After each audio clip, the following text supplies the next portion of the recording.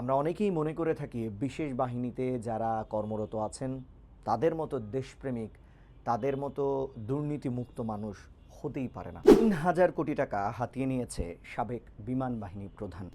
বিমান বাহিনীতে বাৎসরিক বাজেট প্রায় ৪,০০০ কোটি টাকা। ২০২১ থেকে ২০২৪ সাল পর্যন্ত বিমান বাহিনীর প্রধান হিসেবে দায়িত্ব পালন করেছেন সাবেক অবসরপ্রাপ্ত শেখ আব্দুল হান্নান। ৩ বছরে বিমান বাহিনীর বাজেট ছিল প্রায় ১২,০০০ কোটি টাকা। তিনি এই ৩ বছরে প্রায় ৩,০০০ কোটি টাকা দুর্নীতির মাধ্যমে হাতিয়ে নিয়েছেন, যা বিমান বাহিনীর ৩ বছরের বাজেটের মাত্র ২৫%। এছাড়াও তিনি ১৮টি ব্যবহার উপযোগী স্থাপনা ভেঙে পুনর্নির্মাণ করেন।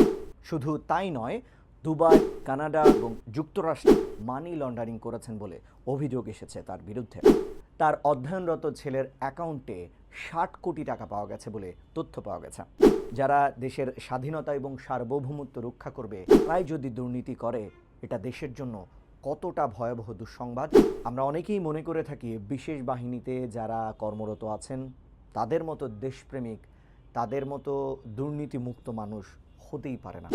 কিন্তু সাবেক এই বিমান বাহিনী প্রধান কী করলেন দেশের জন্য?